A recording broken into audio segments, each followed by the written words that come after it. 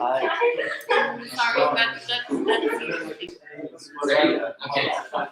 Hi, everybody. We're going to get started. It's very echoey. My voice is okay.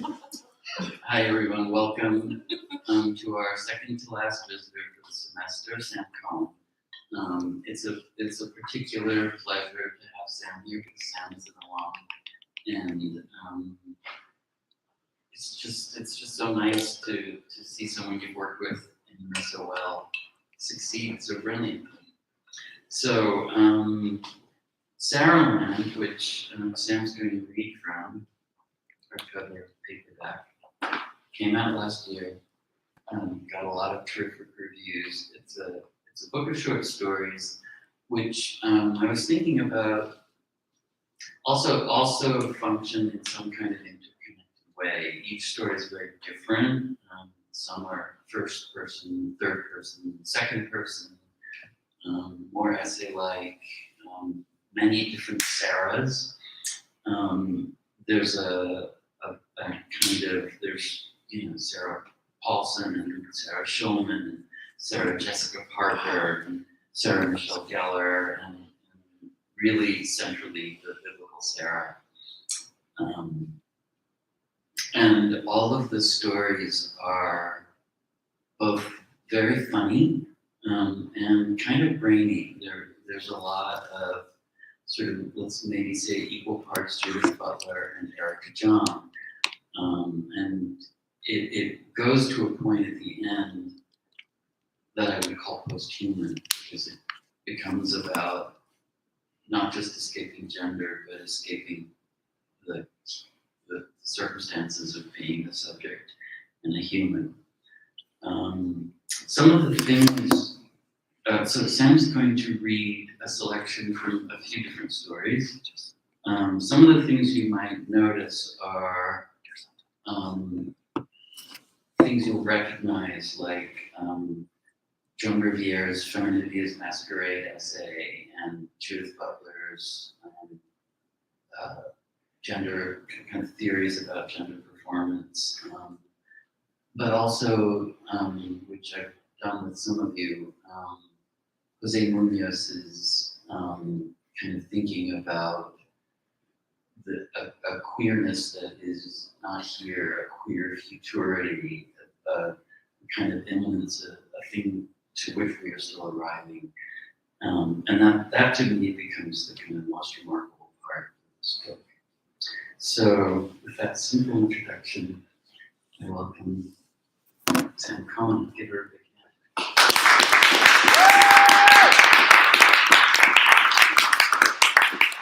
Thank you so much for that really nice introduction, Matthias. I don't know what you were just pointing to.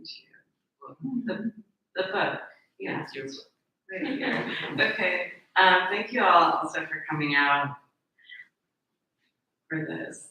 I'm going to read possibly, I'm just going to put my phone by me so I can try to turn a little bit.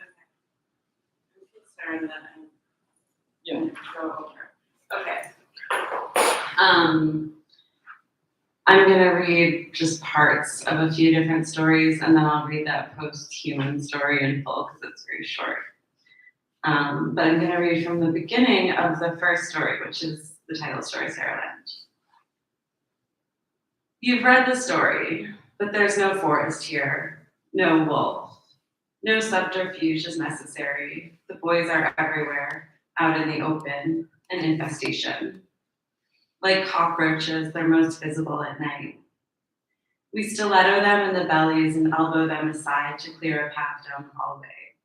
We roll our eyes at their begging or pout and wag our fingers. We invite them in or pretend later we invited them in or slam the door in their faces or slam their fingers in the door. We grab one by the hand and continue down the hallway because he's cute or because we want to fend off other boys or because we want to make someone jealous. We pretend to be angry at them or we pretend to like them or we feel angry or we like them. We have time to kill, so we're watching a movie. The movie is Heather's. We're in sweats with the school's initials on our butts, and Sarah A. is eating broccoli that was once frozen but is now microwaved with yellow, I can't believe it's not butter spray cooled in its florets. Last quarter, Sarah A. was bent on gaining the freshman 15, dousing her cafeteria froyo in chocolate syrup and gummy worms, ordering 3 a.m. pizza and saying, "Eat, girls." College was supposed to be fun, and the freshman 15 was proof you were having it. This quarter, though, Sarah A. was poking at the slight curve of her belly above her low-rise jeans and proclaiming, "I'm obese." In this new phase, Sarah A.'s room smelled perpetually of microwaved broccoli and Febreze over farts. It's a time when I have, without trying, fallen into a group of Sarahs. Sarah A., Sarah B., plus me. I'm also a Sarah A., but no one calls me that. They call me Dr. Sarah, kind of mocking my pre-med major. "Are you serious? You're so pretty," said the real Sarah A. when we first met in line at the frozen yogurt machine in the cafeteria. "You really don't need to do all that work." Sarah A. was always very certain about what you did or didn't need to do. But after she said it, I looked around in chem class and saw that, yeah, I was prettier than everyone. "We're just here for our MRS degrees," Sarah B. spun around and added. Sarah's A and B were both 5'0" and bird bone with dark hair. Sarah A's was glossy and long, and Sarah B's was poofy and pyramid shaped. Next to them, I was a giant, 4 inches taller, salon blonde, an obvious nose job. "Ambition's attractive to guys, though," Sarah B said. "You have to show them you're not like other girls or whatever." She popped her lips, pocketed her gloss, and pulled the froyo lever. "I'm gonna be pre-law until I get engaged. I'll go to law school if I have to, but hopefully I'll never have to practice." It was a weird plan. So weird, I wondered if Sarah B was lying. Like, was she stating her deepest fear as her goal so it would feel like success when it came true? My own secret plan was to be pre-med until I could figure out how to be one of those ocean scientists who spends a bunch of their time swimming naked in a pack of dolphins. It seemed like the beginning was the same. Introductory bio, OChem, etc., and then somewhere a secret level unlocked and you underwent a series of quests you didn't know about yet, and boom, dolphins. We lived in a privately owned off-campus dormitory where 90% of the girls were named Sarah, or else Rachel, Alyssa, Jamie, Becca, Carrie, Ilana, or Jen. The other 10% were named Barry, Shira, and Ariel. The whole dorm was Jewish. I never understood how these things happened. Nowhere on any of the dorm's advertising materials, which had succeeded in making me so excited to live with no parents in a building of studious 18-year-olds with a frozen yogurt machine, did it say the word Jewish. But it seemed wherever I went in my life, everyone was Jews. And while I might think I was making independent choices and moving around freely in the world, it was those secret grooves had been carved, and some invisible bumpers were going to push me gently back into that groove, the Jew groove, Sarahland. And Sarahland would trick me into thinking it was the entire world. It was confounding when I learned Jews were only 3% of the country, because where was everybody else? We're like Heathers, but Sarahs, Sarah B says. Sarahs are just Jewish Heathers, said Sarah A, touching up her manicure with a stroke of light pink. Sasha's totally the Winona Ryder character, Sarah A loud whispers.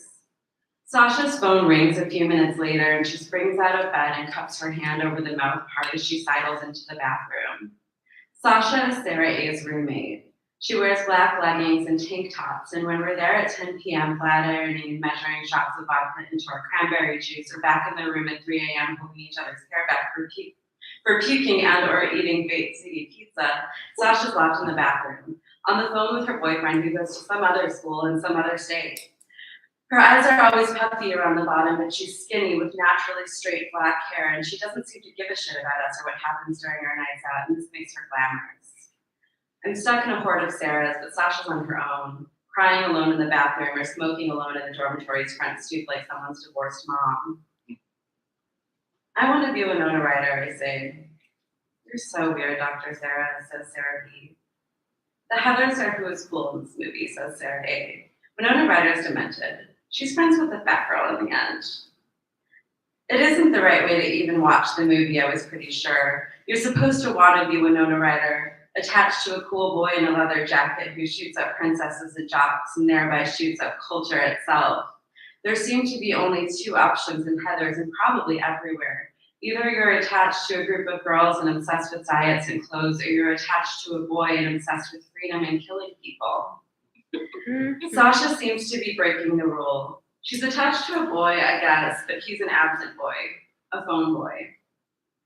I'm feeling unsure about my own level of pleasure being subsumed into a Sarah horde, but I'm also unsure how to extricate myself, where I would even go. My own roommate Shira clearly wants a bestie with whom to flat iron while trying on clothes and taking vodka shots, but she's desperate and therefore a worse version of the thing I already have. The Sarahs at least have an ease with which they flat iron and match shoes to outfits and take vodka shots, and when something comes easily, you can shrug it off like you barely even want it, and then you're more or less cool at least. I ended up in this group partly because my best camp friend Ayala was best friends with Sarah B in high school. Every time I look at Sarah B, I remember how Ayala and I swore to each other that camp was the only time place that counted as real life, how we promised that our real selves would hibernate for 10 months and only reemerge upon entry next summer into the North Woods. We held each other each August in the Minneapolis airport like a couple about to be separated by war and wept. Sarah B, I'm realizing as I watch her smash her eyelashes between those medieval-looking metal clampers, is only best friends with the Yellet's non-camp self, her imposter self, the shell of a Yellet. But now I'm stuck. Sarah B invited me along on an early Bed Bath & Beyond trip based on our mutual Yellet friendship, and later invited me to sit with the Sarahs. And soon Sarah A made a laminated chart of all of our schedules so that we could only walk to and from class in a group, and suddenly, without getting to fully decide, I was a Sarah. I guess I stop every time I read a piece. Okay. I guess I've never done like more than one in a row. How many minutes was that?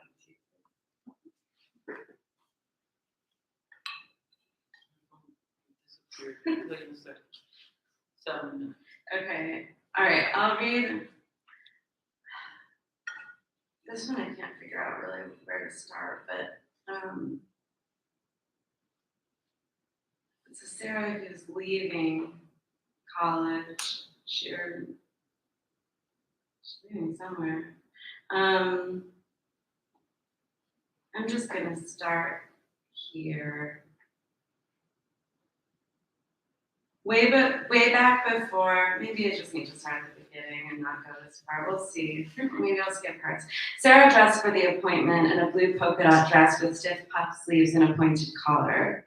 She curled her bangs with a hot brown brush, thickened her lashes, and painted her lips with the new product she'd gotten, dipping the little brush into the gooey red.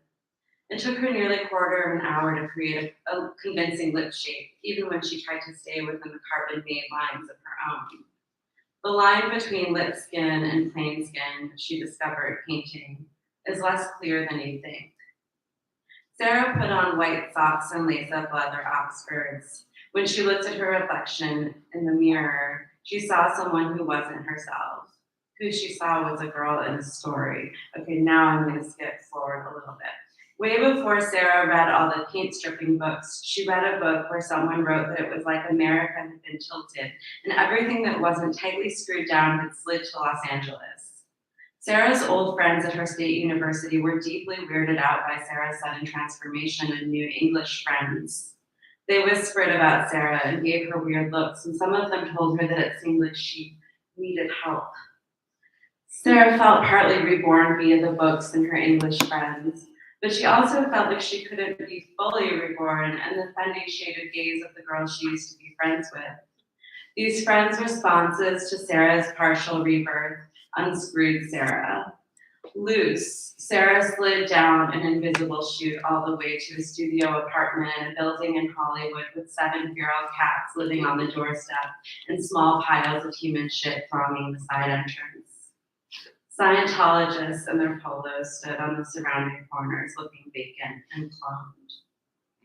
Sarah valued this small space that was hers only, a space in which she was free of the Fendi shaded gazes and the plastic trashers and her mom. To pay its rent, Sarah was helping small children with reading as part of a program funded by the city. This was the kind of job you could get if you ended up deciding to be an English major in college, one that didn't pay enough to live, one that didn't put you in touch with anyone with whom you might want to get a drink, even if you could afford one. Sarah could do 2 tutoring sessions back to back before she was exhausted. She hated the moms for their hopeful gazes or else for their indifference. She hated the way faces of 5-year-olds sounding out cat for the first time would light up, ignorant of their future as semi-literate and catless workers in service of the worker exploiting and earth-destroying grand shit pile. She hated this program that sent untrained white girls into people's homes as though everyone's real problem is not having a white mommy to read about. Sarah hated the way that and stuck together made her feel bad. Plus, men made so many loud, gross, kissy noises and shouted so many hey mamas at her that she was taken to biking with one middle finger extended. It was so much work. Sarah hated tutoring, but also she wasn't sure what else to do with all her time that wasn't tutoring. She read a little and laid on her bed a lot. It's really easy in a studio apartment to end up lying on your bed a lot. No one told Sarah that if you're just going to abandon the story that's the only story, you have to replace it with something. You have to fight for social justice or become a genius artist. Sarah felt loosely inclined toward art and social justice, but she wasn't really doing anything about those loose inclinations. Soon, Sarah was in a place in her life where she couldn't wake up to move her car for street cleaning. She accrued parking tickets, which were swept into the trash or sticky and matted into corners of her studio, and they soft or laminated themselves into the floor, still faintly legible. Soon, Sarah was in a place in her life where she grew out plates. Her plates were like sedimentary rocks, hardened layers of former food, blue speckled with mold, would just merge with and then become the plates at some point. The point at which it was time to deposit them in the trash. It was a garment that pushed Sarah into story again, finally. A bubblegum pink 50s Merry Widow gifted from the trunk of a car. The car and the Merry Widow belonged to a girl Sarah met on OkCupid, Catherine. Sarah had originally contacted Catherine because Catherine said in her profile she wanted to be contacted by someone who'd play dress up and pull each other's hair, because the shape of Catherine's red mouth looked vampiric at the same time that it looked on the verge of falling open in total submission, and because Catherine looked more like Sarah than anyone Sarah had ever seen. It was alluring to Sarah to see someone who looked just like her lying on a pink velvet fainting couch in a lace dress reading old books full of expired plant science, or lifting the sides of her Victorian doll dress to reveal lace-top stockings. In person, though, Catherine seemed sad and shy, apologetic almost for existing. Her shoulders were hunched, and she stared at her cocktail, using its stirrer to swirl circles in it over and over as she gave slow, nervous answers to Sarah's questions. She wore an ankle-length floral dress, and instead of looking voluptuous like in her photos, she just looked doughy. When she talked, she lifted her eyes to meet Sarah's, but her head stayed tilted toward the table. Still, after cocktails, Catherine offered to drive Sarah home. In front of Sarah's building, Catherine opened her trunk and offered the Merry Widow to Sarah, saying she used to wear it at work, but it no longer fit. Then she took out a bottle of Jameson and offered to come inside. Inside, Catherine opened Sarah's refrigerator, and from between leathery, unwrapped burrito halves and Tupperwares holding blue-ink sludge, took out a wheel of cheap brie still in its plastic and set it down on the counter. "I like your apartment," she said. "Sorry it's so messy," said Sarah. Catherine shrugged. Bukowski said that people with clean kitchens have detestable spiritual qualities. As Catherine and Sarah swigged whiskey and talked about pop psychology, astrology, Greek mythology, the waves of feminism, and their toxic mothers, Catherine ate the brie knifed triangle by knifed triangle until the entire wheel was gone. Sarah felt a little disgusted and a little like eating a whole wheel of brie on a first date was the most liberated thing a person could do. Sarah wanted to feel liberated. She took the Merry Widow into the bathroom and tried it on. At the sight of Sarah and the Merry Widow, Catherine squealed and clapped and said, "Oh my God, come here." It was like something had flipped inside Catherine, like the Merry Widow made things between them finally make sense. Catherine was laughing and her eyes were kind of sparkling and her hand was on Sarah's ass, and then without any kind of real notice, Catherine's hand was partly in Sarah's body and partly not, moving in a drunk and non-specific way. In their drunk fuzz, Catherine and Sarah switched off non-committally, sticking their hands inside each other's outfits and bodies until Sarah took 2 steps over from the couch to her bed and passed out face down, open-mouthed. Catherine was gone in the morning, and Sarah woke up to the Merry Widow rolled up next to her, smelling like pussy. She didn't know whose pussy, and that grossed her out, but felt exciting too. She put it on and more or less didn't take it off for weeks. She lay on her couch and read Virginie Despentes, Angela Carter. Sarah suspected the Merry Widow's era didn't quite match the era of her apartment, which was full of narrow arched doorways and curio shelves. But somehow all the past decades collapsed for Sarah into one blurry pastel world in which women had wide hips and pin curls and smoked cigarettes from sleek holders. Sarah didn't use a holder, but she smoked out the window after gazing at her own reflection in her laptop's photo booth app and masturbating to it. Smoking and masturbating were Sarah's 2 favorite things. In the studio apartment for which she paid her very own rent, far away from the girls with the microwave popcorn and ignoring all calls from her own parents, she was beginning to accept this. One day, Sarah opened the door to the hallway, sweating in her tutoring jeans, and taped to it was an eviction notice. She added this to the trampled garden of unpaid parking tickets and thought about what she could do that would be less exhausting than teaching children.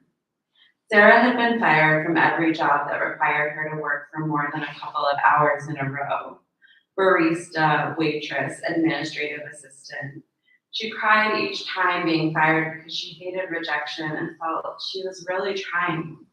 It was just that after hour 3 or 4 of being called sweetie or miss or repeating stock phrases like have a nice day, etc., she'd grow exhausted and would disassociate, and somehow a packed up takeout salad would end up in the warming cabinets, or a table would never get the round of drinks. At jobs, people always thought Sarah was stupid, and she hated having people think she was stupid. But Sarah remembered Catherine told her that she'd originally gotten the Merry Widow for a job. Catherine seemed like someone who'd disassociate too, and so maybe the job Catherine had was something Sarah could do. Sarah was good at finding things on the internet. Sarah Googled, she found the site, she sent an email, she made an appointment. And now she was actually leaving the house to meet with strangers in her shellac lips and stiff puff sleeves. Her appointment was in Hollywood, and she heeded Betty Davis's advice. She took Fountain. The car was full of Sarah's garbage, smashed paper coffee cups, half-empty plastic ramekins of hardened cream cheese, tampons with unpeeling plastic wrappers, and bits of debris caught in the fraying cotton. This girl in this story, in her prim dress, felt judgmental. This was not who she was. Ew. She was a clean girl. The clean girl popped in a Coco Rosie CD and watched her red lips in the rear view, singing about werewolves.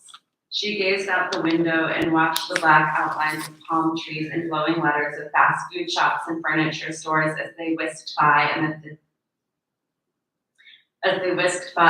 thick dusk. The city finally felt like it existed for her.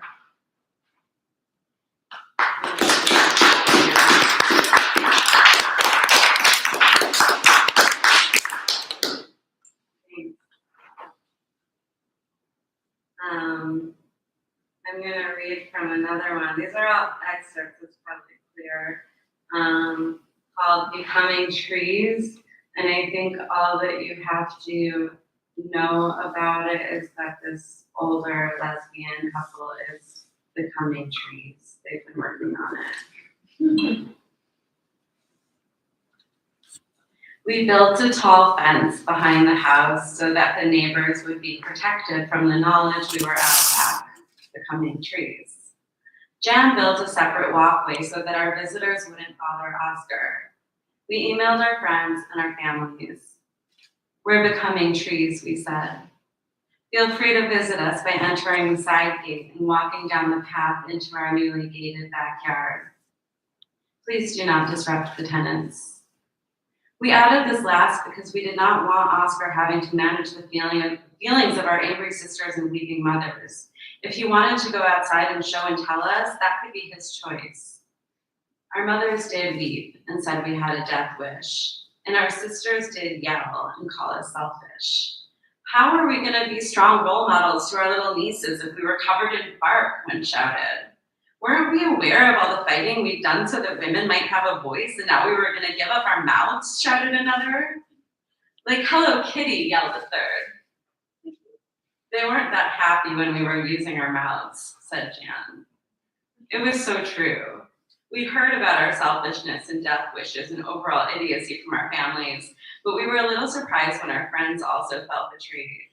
We got it, though. Everyone was sober and morphing, and our house had become a safe space for dykes who want to have drinks and talk shit. We were taking that away.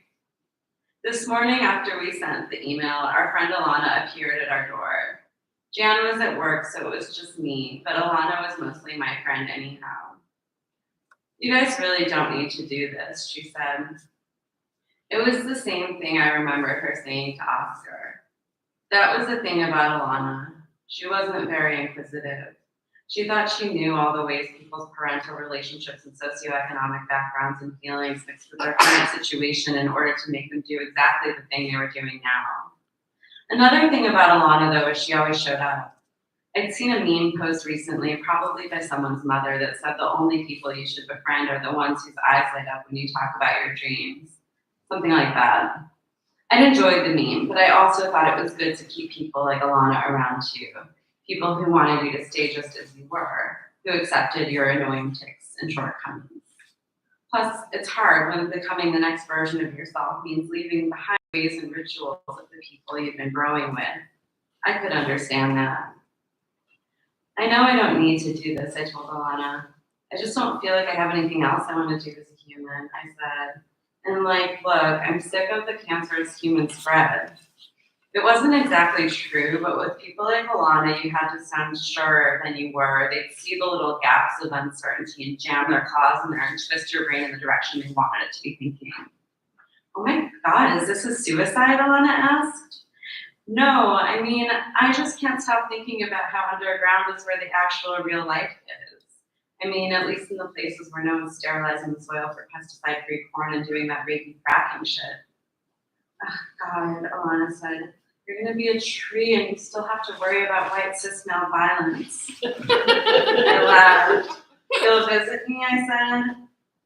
Yeah, said Alana. I mean, I get it. I'm sick of everything too. Somehow the phrase infected me. In bed that night, I asked Jan if she thought we were sick of everything, just running away from the scary, big, bad world. I'm not scared of the world there, said Jan. I love the world. Jan smoothed my hair back and kept her hand on my forehead. Do you think we're making a mistake? No, Jan said. I want to do this because I love the world. We're going to get to release oxygen into it and make energy from the sun and get intimate with its little underground creatures. We've been rehearsing this. It was easy to grab back onto. Okay, I said. I just couldn't say all that to Alana. It's okay to not tell everybody everything there, said Jan. She'd been saying that to me for years. Jan and I pulled out the bed from the convertible couch and rewatched our favorite movies and ordered all the takeout we thought we'd missed. We read passages aloud from books we loved. We fed each other noodles and drank cans of sparkling water and felt Judy purring on our chests and waited, slowly greening. One day I woke up and Jan was much greener than she'd been. I removed the covers to observe her. Roots like tiny carrots protruded from the bottoms of her feet. She was so beautiful, I thought, human, green, and brooding. Janny, I whispered, you're almost ready. What about you? She asked, her eyes still closed. Check me, I said. You're not green enough. You're cyclads green. I'm pea shoot green. Pea shoots, I said. We went to Chinatown to eat pea shoots for breakfast. And our city people are creative and often appear in strange ways, like for art. And so it was okay that Jan had green skin and feet shaped like Japanese yams. I tried to get her to wear a witch hat to breakfast, but she pointed out that even if she'd been dressed up as a witch earlier that morning, wouldn't she remove her hat if we're going to eat pea shoots? In the end, she wore a black denim jacket.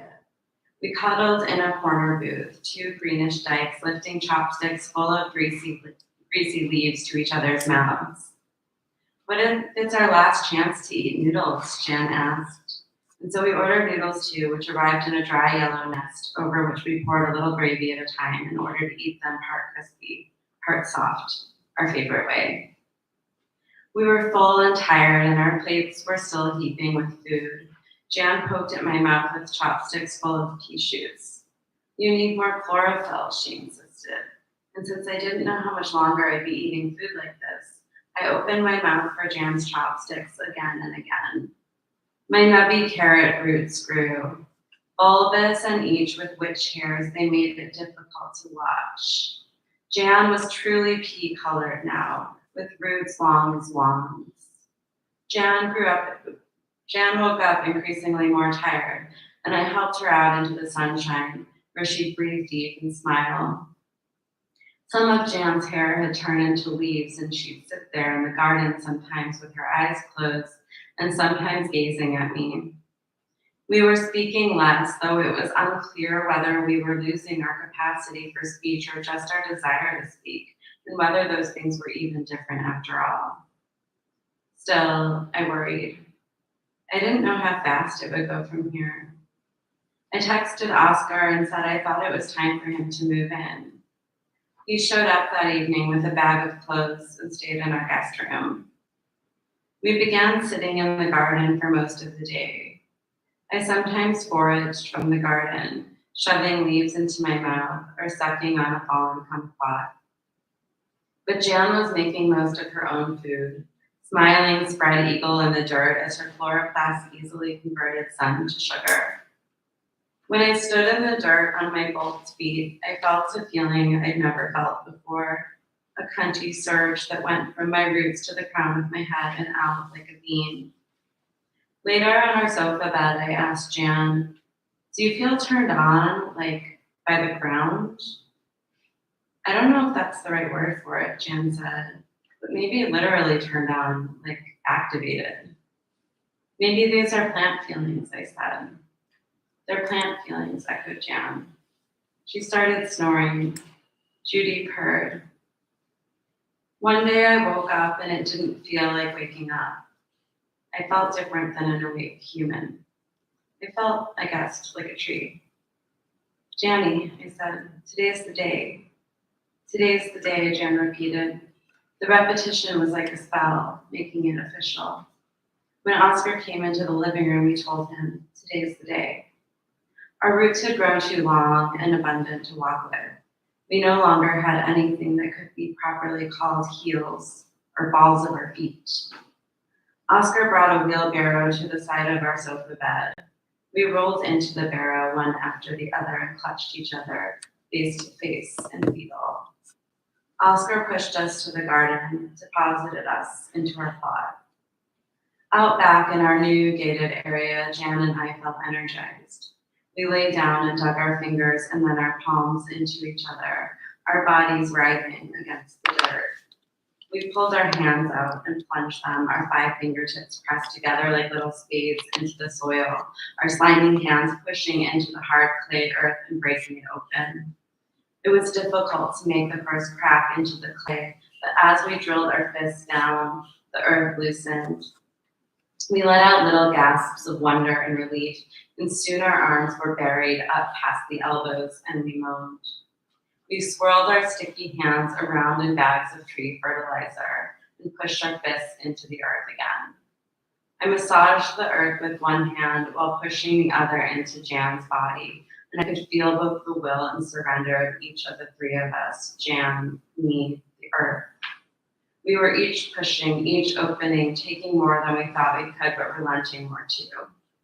I felt Jan's wrist bone push into me just as the earth sucked my arm to the shoulder. Our legs were coated in slime and dirt, and Jan's legs were somehow buried to mid-calf. We kept riding. It's so hard to plant anything. But we pushed. We pummeled at the now receptive dirt, then wrapped our legs around one another and bore down. Our whole bodies were covered in mud, and the sun beat hard. It was the best sex we'd had in years.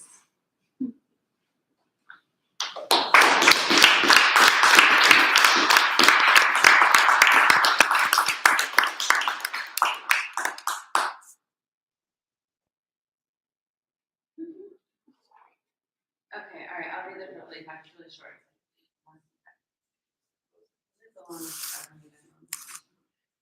Thank you guys so much. The Purple Epoch, the closing story. Sarah's dead, and so are all the other Sarahs. The ocean is green, and chunks of still existing land are covered with cockroaches who survive everything. The cockroaches cavort in burnt metal shells and on plains of melted plastic. Everything else is scorched and dead. Hollowed out clownfish stick and dry on the femurs of former Sarahs. Their bones would look the same if anyone was there to see them. Dolphin scientists and dungeon mistresses, sad girl poets, trophy wives, oil drillers, and onion harvesters have become piles of ivory sticks, tumbled smooth like driftwood by the radioactive sea. The sea is putrid and foamy. Styrofoam bobs everywhere in tiny popcorn pieces and great slabs swathed in algal goo. The chloral is bleached white and disintegrated, floating in pieces that at first glance look indistinguishable from the styrofoam, indistinguishable from the bones. Under layers of oil and toxic waste, pale and glowing fish with balloon heads and dragon tails survive. They look like dancing spinal cords and movie ghosts as they navigate the 2 feet of liquid remaining beneath the oil. Eventually it gets them. The iridescent blue-lipped fishies are trapped in coagulated gasoline. Meanwhile, winds and heat and other forces break the bones of the Sarahs apart. The bones become shards and then sand. The sand that was bones stays dry and loose and turns into beaches. The sand that was bones gets wet with bacteria-filled water and turns into bluffs overlooking the toxic, glowing sea.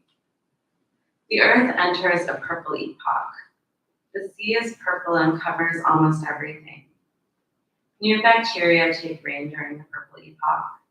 The hotter temperatures create a party atmosphere for all kinds of sporias and phyllas and cocci. Lava and fusilla and humiferous bloom and spew, knitting together in great whirling clouds. The ocean fills with jellies and foams and thick mists formed by strange combinations of violation and plastic, of globiformis and tin. Bacteria are born who love the plastic, who gobble it like a snack and become part plastic. Bacteria are born who love the plastic in a different way, who help it join together in great multicolored reefs. There are waves and more waves, and the bacteria and materials get bored of each other, and the ocean becomes all liquidy again. They're purple. The continents disappear in the deluge, and millions of years or 2 seconds later, they emerge. They move around a little, and new chunks of land break off. Plastic and styrofoam and tin have glommed together in a temperate region that was once the Arctic and formed a new continent. The continent is shiny and beautiful with metal spires, with reflective plastic flats, with bumpy white hills of transformed foam. The transformed foam is so nice. Imagine styrofoam adhered together in clumps that have been kiln shellacked. It looks like that.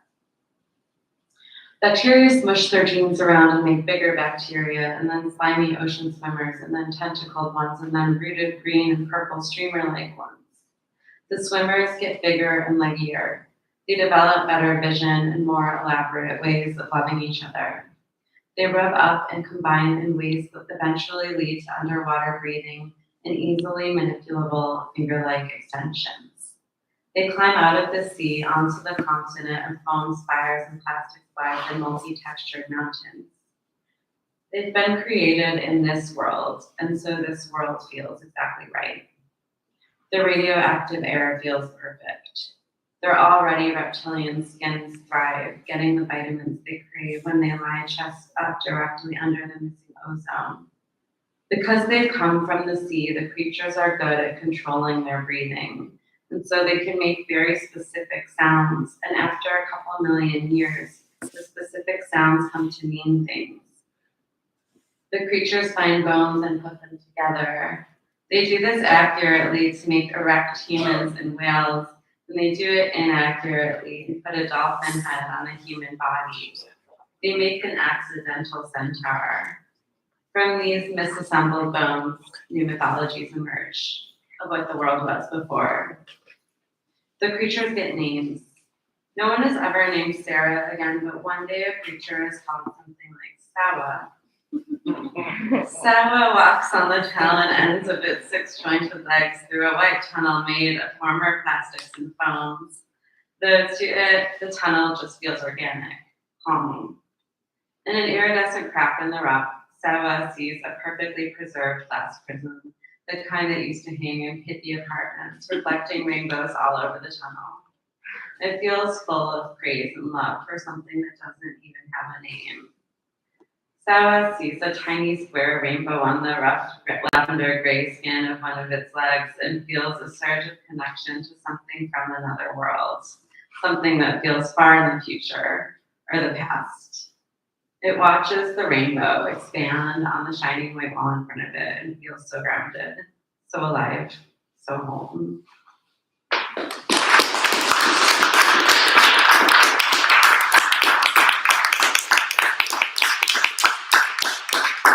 Thank you all so much for listening to me read for so long from my book. Okay.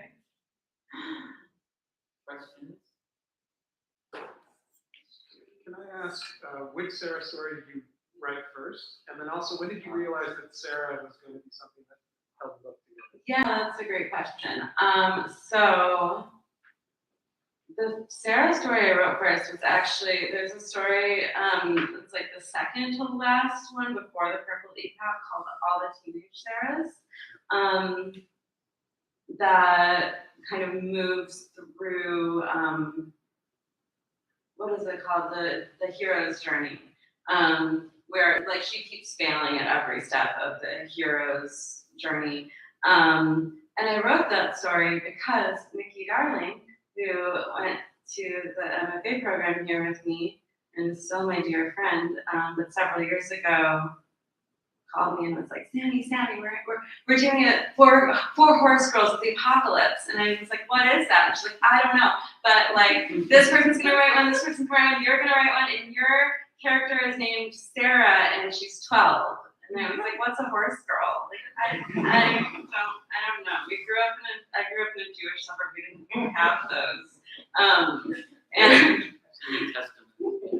yeah, and so I don't know, actually, like I grew up going to horse races with my dad, and so I started like trying to write about that, but it just wasn't working. And so then I just thought it would be fun to write a story where this girl kind of fantasizes about being a horse girl, but just keeps failing at it. That series never got published anywhere, but then later I wrote this story that was definitely an auto fiction about a breakup. And I named the character, it was like about the breakup with this like character who the narrator believes is her twin in a way. And so the characters become named Tegan and Sarah. And when I kind of looked at those two stories together, I thought like, oh, I'm kind of writing in a different way. They both really played with pop culture and were funny in a way. Like I think when I was here, I really thought of myself as a very deep and serious person and writer. I think that is, I don't know, maybe it's not still the environment here, but when I was here, there was something like a little, like super serious and intellectual. And so I think those two stories were like I looked at them and I was like, this is who I want to be as a writer, not that super serious person I thought I was. And then I thought it was maybe a problem that they were both named Sarah, and it was in ways because the teenage Sarah is the one who morphs into like Sarah from Labyrinth and Sarah Buffy, Sarah Michelle Gellar, and different Sarahs from pop culture. So they were both like, they really needed their Sarah-ness for the story to work. And then I did return to my serious CalArts roots and say, what if Sarah becomes a poetic constraint? And then I wrote the rest of the Sarah story. There was Katie Jacobson was in your group, right? Yeah. So Katie was actually totally about pop culture, right? And there was, I think there was always, I mean, I think that's part of this place, is this mix of high and low. You just wanted to go high. I guess so. I don't know. I feel like people were like stamping around. Like, really? I mean, no one's ever introduced my book talking about Judith Butler before Matthias. You know, I mean, there is something here where you're like, you know, I have to like get to the theoretical root. And yeah, Well, so what the idea of the question? I did also connect Judith Butler to Erica Jong and Fear of Flying. Yeah, no, I love it. I love it, and you know what? I do think that theory very much informs my work, so I'm happy that you see that. I'm just teasing you about colors. I don't know. Yeah, it was partly me too. I was like young and wanted to be taken seriously. I wasn't ready to like make fun of the college Sarah yet, you know. Yeah. Speaking of theoretical roots, did you do any experiments in learning to become a tree? I love that question, but not really. But I wish I had. I mean, I like to spend time outside. Do you know how to become a tree? It reminded me of Andy Sprinkle and Beth Stevens, who married The earth. the Earth. Yeah. You know, which I don't know if you were thinking of that or not, but it's kind of amazing, queer echo moment. Yeah. Their ecosexuality has always resonated with me. I wouldn't personally identify with that term, but I've had very powerful and even erotic experiences with the non-human living world for sure.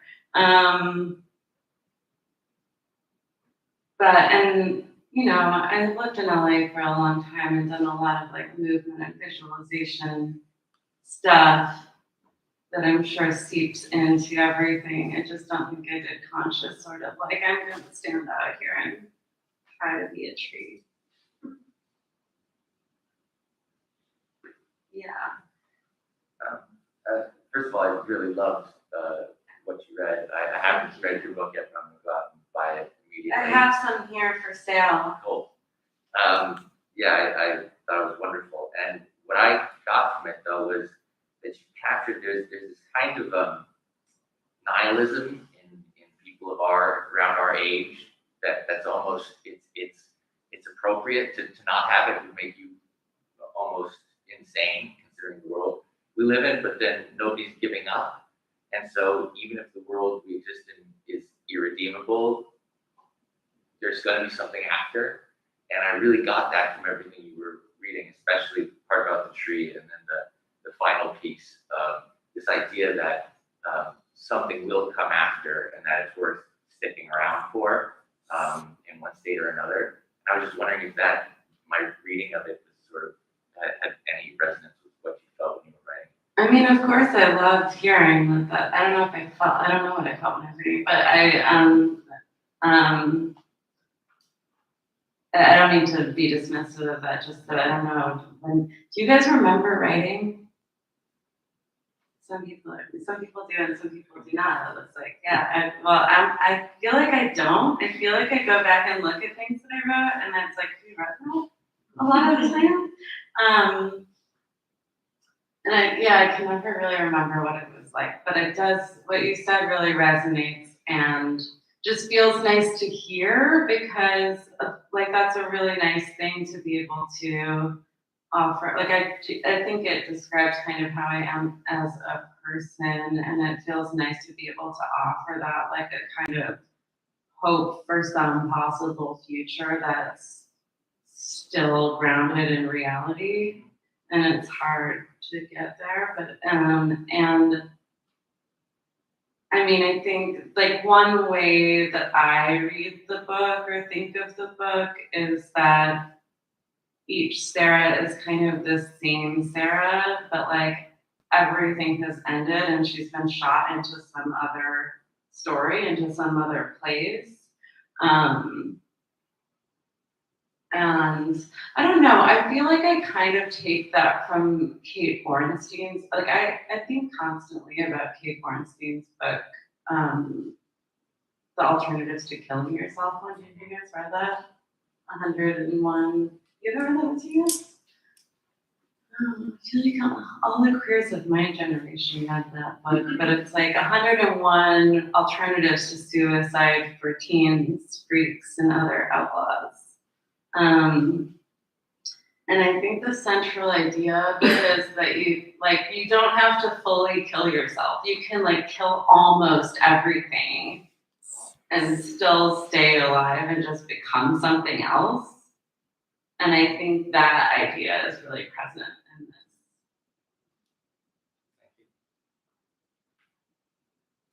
Yeah. How did you decide to sequence them? That was definitely collaborative. I started out just doing it really intuitively, and it's so weird to me that I didn't know the order of them in a way, because there is really an arc to the book, but I didn't see it at first, and so I would say not too much changed, but I had a really great editor, and she like really saw what the arc and the shape of the book was, and I think really kind of like she was the one who really helped transform it from a series of disconnected stories into like one experimental fiction that's also stories. But we also kind of we disagreed about putting the purple epoch at the end, but ultimately she agreed with me.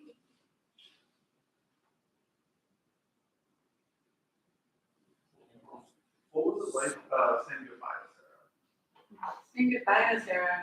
Yeah, it was the last story. I think we were wearing shirts from the same store. Oh. I love that store.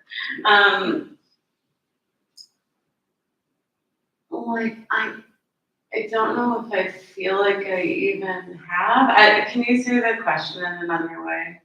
Like finishing the book? I feel like what you said about all the Sarahs being almost the same Sarah. Mm-hmm. Do you feel like once you finish the book that you have closure on this character, or do you want to continue to write Sarah as different people?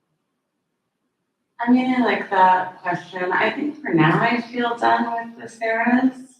Maybe the Sarahs will come back. Like I kind of think of this as my like, you know, a lot of people have like their debut novel as a coming of age novel.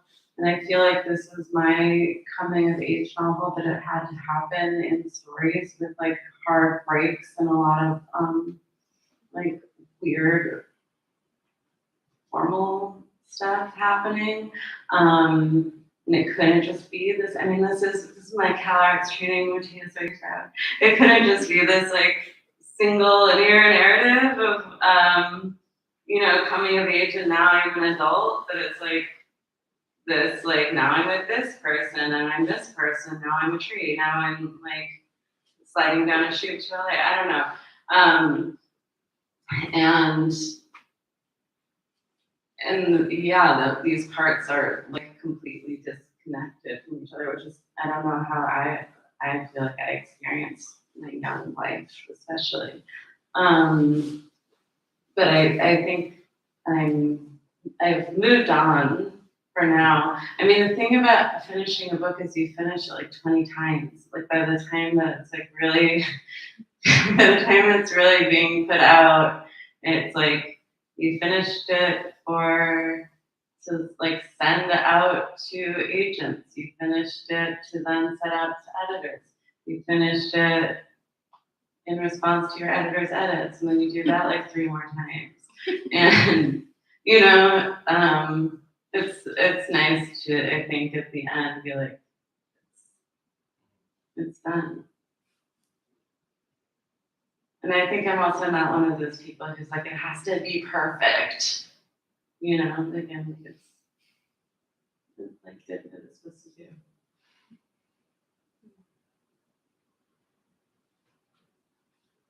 One last question? We have a minute.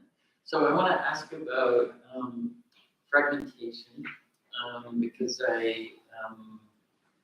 in my undergrad career books class, we read Stephen Van Dyke's Cool. book, People I've Met. From the internet.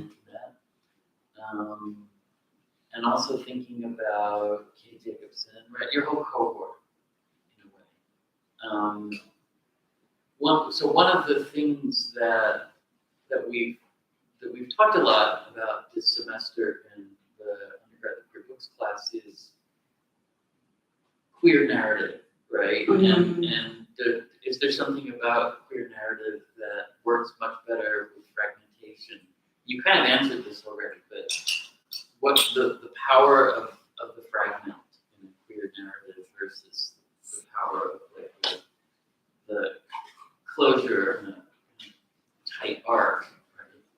Right.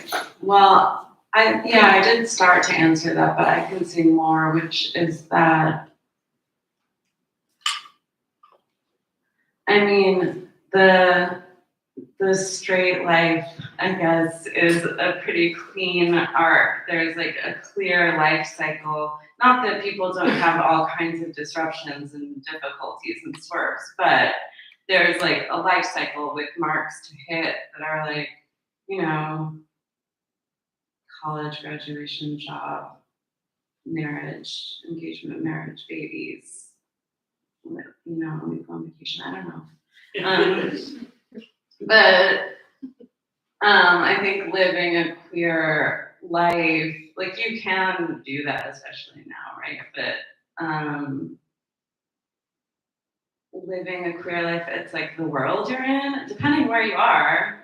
The world that my Sarah is in is already, it's like the wrong world, right? Like she doesn't want to come of age in this world.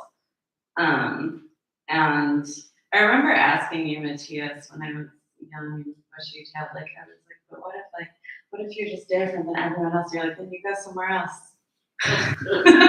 Which seems so obvious now. But yeah, it's like as a kid, you really don't see that. Like the world you're in is the world. And so how do you get out of it? You have to get out of it and enter a different world, and then you have to remake yourself to be an actor and be legible in that world. And there's maybe not these clear paths, and like what like any particular age means for a queer person is often really different than like what it means in a straight life, where it's like you're 30 and that means one thing, or you're 40. I don't know. Does that answer your question? Okay. And so, yeah, so it happens in pieces. Cool. Let's adjourn. There's a reception downstairs. As always. Thank you all so much for your questions. And